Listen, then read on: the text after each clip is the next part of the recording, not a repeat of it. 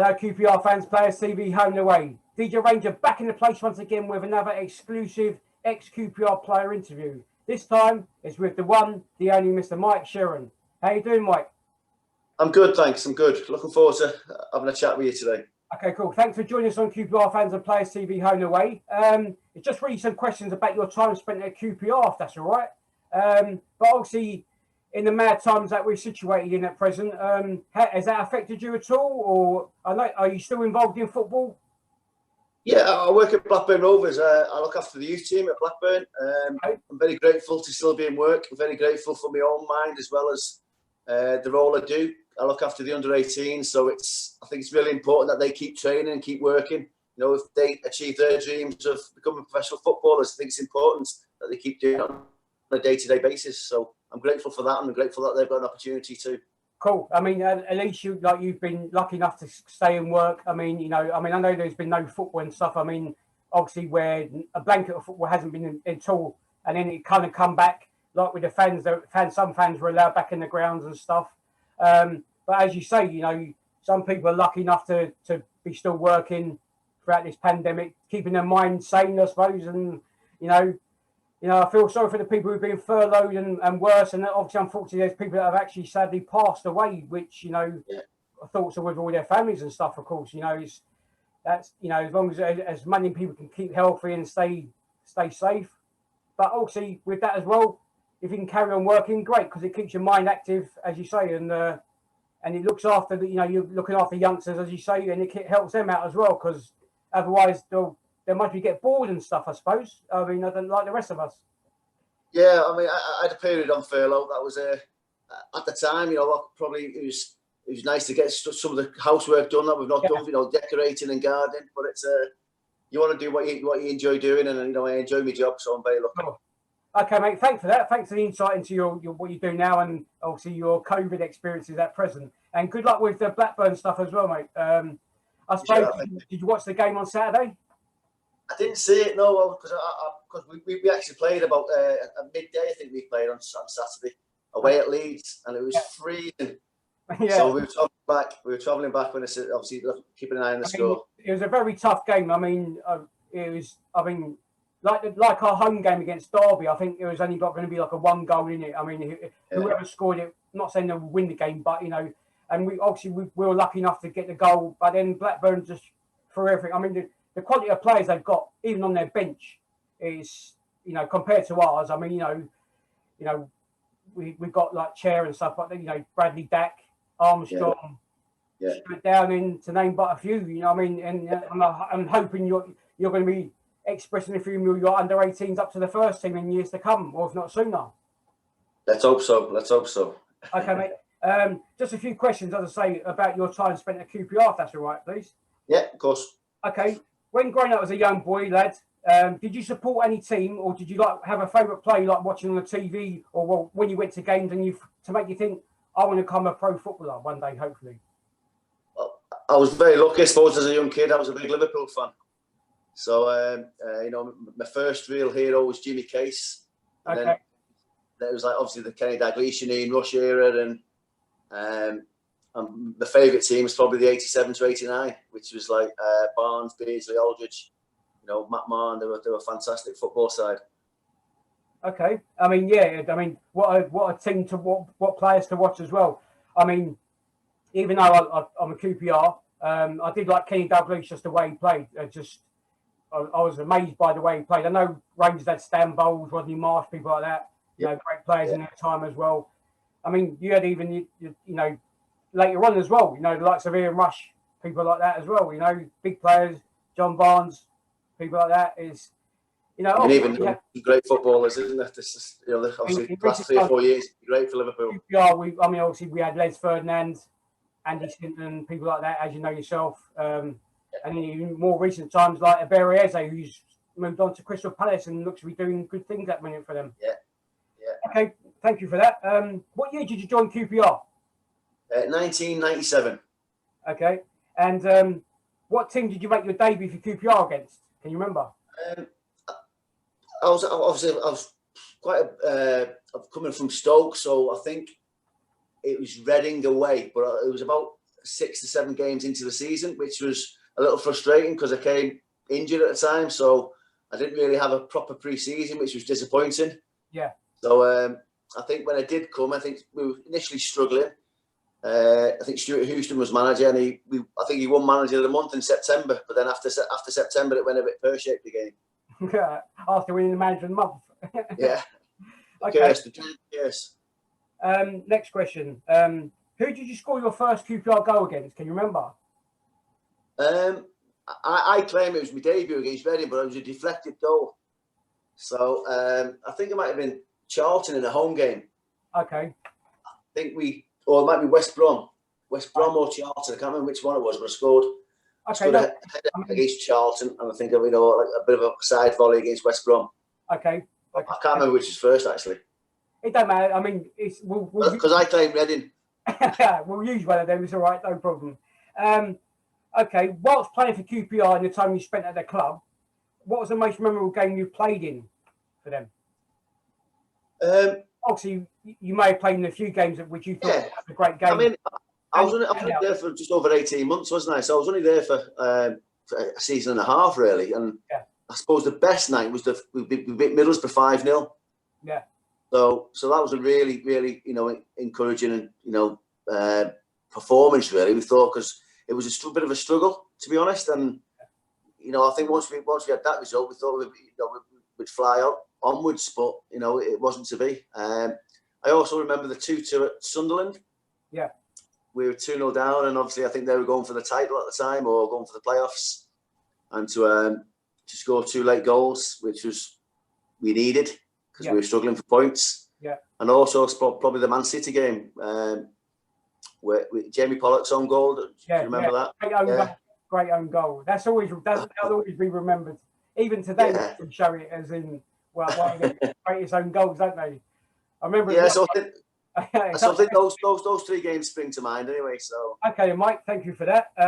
It's quite funny because I think he scored that own goal at where the Rangers fans were standing or sitting. Because obviously I was at the game, I do remember it very clearly today, even still. Thanks for that. Whilst you're at the club, who did you roommate with on the away games, or did anyone in particular, or did you switch? Yeah, no, I remember I had I think Kevin Gallen, John Spencer, Gavin Peacock even. I remember Lee Harper, Steve Morrow.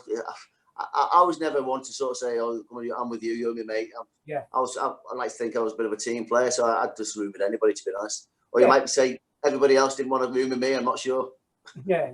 But at least then you get to know people a bit more, then, don't you? So rather than sticking with one. Yeah, I think it's important to be a bit of a team player, and to get to know people, because it's important.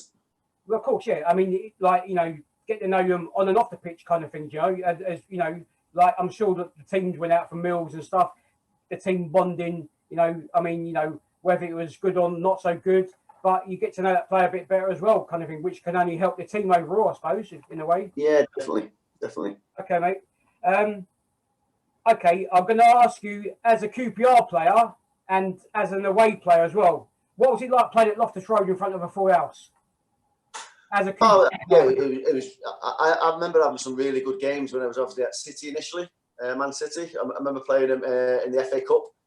I think we won 2-0 in a game, and that was, that was a really, momentous moment for us, really, because it was the City fans. We always thought we were going to win the FA Cup sometime soon, because we had a good side. Niall Quinn, David White, Tony Coulter was in goal, and we had a good team.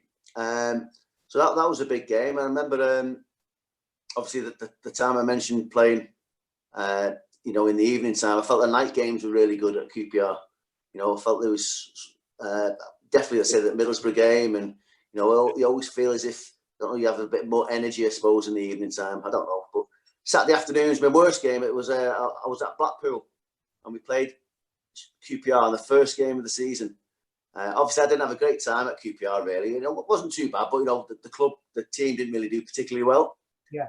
So it was one of my first times back after leaving, and I remember it was a scorching hot day, and Blackpool, our away kit was black, so they made us play. Well, you had a choice at the start of the season, and not living in Blackpool, but playing at night games at Blackpool, it's windy as anything. So you get a choice whether to wear short sleeves or long sleeves. You couldn't wear both. You couldn't get both shirts. So I remember saying, well, I'm going to have a long sleeve shirt, and end up wearing a long sleeve shirt in a scorching hot day at Loftus Road, and we got stuffed 5-0. And it was that was one of the worst days. Obviously, being at QPR. Okay, mate. With it like being a QPR player and an opposing player, because the pitch is so close to the fans, how did you, as a player, what did you think compared to playing at other grounds? I just thought the atmosphere is really good there. You know, it's like, say, you can hear everything. You know, you can hear every ooh, ah, you know, and every time, you know, it's a positive sort of, go on, Sheron, whatever. You know, I just felt it was a really good vibes at the place. Yeah, I mean, I suppose it's quite unique in the sense because the way the ground is so tight, well, compact compared to other grounds. I mean, you know, the only other ground I thought very similar to us was West Ham's old ground because they were quite close to the pitch. Yeah, Upton Park, yeah. But nowadays the grounds, they look great and stuff, but I think they're too far away from the fans. But yeah, obviously they're thinking about the business side rather than the fans. I personally think anyway. Yeah, no, I agree. And obviously it can work against you as well, I suppose, being a home player or an opposing player, because you're so close, you can hear, as you said, you can hear everything that's been said, kind of thing. So I suppose you just try and blot it out if it's a bad word, and try to.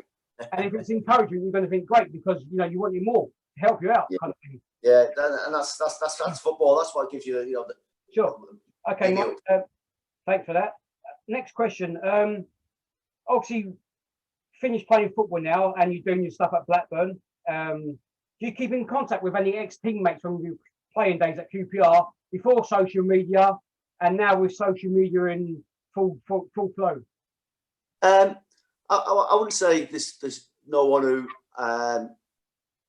who's like really good friends with us such, but you know, I met some really good people while I was at QPR, and I've come across quite a few of them in the role I do now.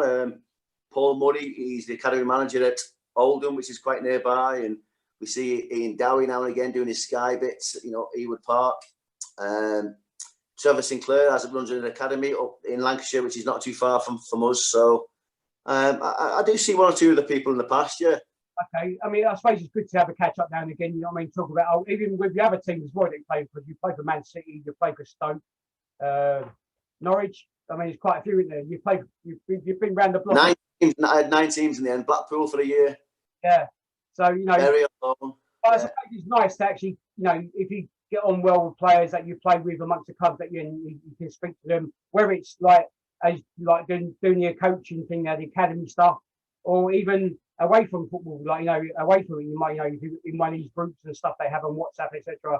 I suppose that's good. I suppose it's no different to myself, like any old schoolmates that I haven't seen for years. They might be on one of these social media platforms. Whether you like them or not, you know, or whether you just talk to them, have a little chat about old times. Yeah, it's good to reminisce, isn't it? It's good to reminisce. Yeah. You know, being a footballer is great, and you know, but it's also you just being a young lad at times, and you know, you have some real funny times and you have some real frustrating times. But you know, on the journey with different individuals, you know, you find out what works, what doesn't, and you just got to try and enjoy the journey. Of course, yeah. Thank you for that. Okay, next question. Just a couple more, if that's all right, mate. What teammate had the worst dress sense at QPR whilst you were there, if any? I can't remember. It was a long time ago now, thinking about it. I'm not sure. I don't know. I think Steve Slade rings a bell because he's just like he was a young lad who just wanted, you know, a bit snazzy and a bit you know, up to date with things, and I was just a normal sort of, probably older than a look sort of guy. So I'll probably say someone like him. Okay, mate, no worries. And was there any jokers at the club whilst you were there playing for the club? Yeah, there was a few. You know, obviously John Spencer was up there. I think Kevin Gallen's always likes to laugh, and you know, Gavin Peacock was funny. Carl Reddy. I enjoyed the dressing room. I just felt at the time there was big changes at the club, and there was one or two people going, one or two people, you know, looking to leave, I suppose, or would leave in the near future when I was there. So there was quite a bit of turmoil. I think I had 5 managers while I was down there.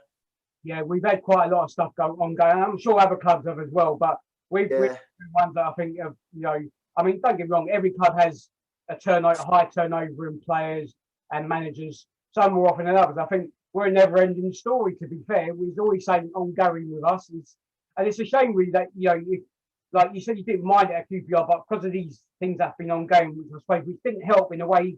I suppose with maybe your time maybe being spent longer at the club possibly and stuff like that. Who knows? Yeah, it was at the time when obviously Jerry Francis came in and he sort of said obviously the club had received an offer and said, would you like to go? And I wanted to be a success, because I personally was enjoying my time down at QPR. I felt it was a really good club. It still is a really good club, obviously, but and you don't like to be, I don't know, I'm not seen as a failure. I don't think I failed as such because, like I said, I think I had 1 in 3, just over 1 in 3 sort of goal ratio. It wasn't too bad, but the team wasn't performing particularly well. And I just felt it was, we'd had a 6-month-old baby when I first come down there, and I just felt probably it was an opportunity to go back up north as well to sort of, be a bit closer to the family. I mean, that's fair enough. That's fair enough, Mike. You come down, you give it a go. From what I remember of you playing, decent time, and I thought you were a good player for us. We had other players as well, and generally, I thought you give her all for the team, really. And obviously, other people have their opinions and stuff, but that's mine on your side. Yeah. From my point of view, I just think I just like to. I felt like if they had a proper pre-season, yeah, I would have. It would have been a bit stronger for me, but the situation arose where when I was injured for about 7 or 8 weeks and just needed to get fit, and the season had started then. Yeah, because in your injured, you still done all right in my eyes. I mean, that's the main thing anyway, Mike. I mean, unfortunately, due to different issues, as you say, you wanted to stay, and I suppose moving back up north, which is fair enough. That was a decision, and I just want to thank your time and effort on that one, Mike, for playing for QPR. And I enjoyed it. It was a great club. Met some good people. Like for like home and away games, obviously over the time things change and stuff like that. I mean, players psych themselves up numerous different ways and stuff after the managers had their chats and stuff like that. I mean, was there any music played in the changing rooms at home or away games before games, or was it all people doing their own stuff? Well, if there was, I wasn't involved in it because I was like I say, I think I was into me Kenny Rogers at the time or something, so I don't think people would appreciate that. But I liked all the 90s stuff, as I say, the Oasis coming from, Man City and stuff. That was big for us at the time. Sure. I mean, was there anyone in particular who did play music on the coaches to away games or in the home changing rooms? No, I just think it must be the young lads or even Rufus Brevitt thinking about it, Okay. Because Danny Maddox was obviously very popular and was the music taste to everyone's acquired taste? Not mine, but mine's a bit. My wife has to go with my music taste these days as well. So okay, mate. And just one quick final question for myself to you, Mike. Can you give myself and the QPR fans watching this Q&A interview an overall summary of your time spent playing for QPR, please? No, it was a fantastic opportunity for me, and I felt like I was playing really well at Stoke City, and the opportunity came to obviously play alongside, like Trevor Sinclair and Kevin Gallen and Gavin Peacock, and I felt there was definitely potential for us to get into the Premier League, and that was the reason why I came down. It didn't really work out that way, and I was gutted with that. But I must say, I feel as if I gave a good shot. I felt like it was an enjoyable time. We've met some really, really good people in and around the club, in and around the city, and I feel as if it's slightly disappointing that it ended the way it did. But like you say, you have to you move on. But I felt scoring 20 goals in 69 games, it's not too bad a return. But at the time, I felt like I could have scored a lot more. Sure. Feeling confident and feeling good about myself. He's like it's 1 in every 3 games, isn't it, or something similar to that? Yeah, close.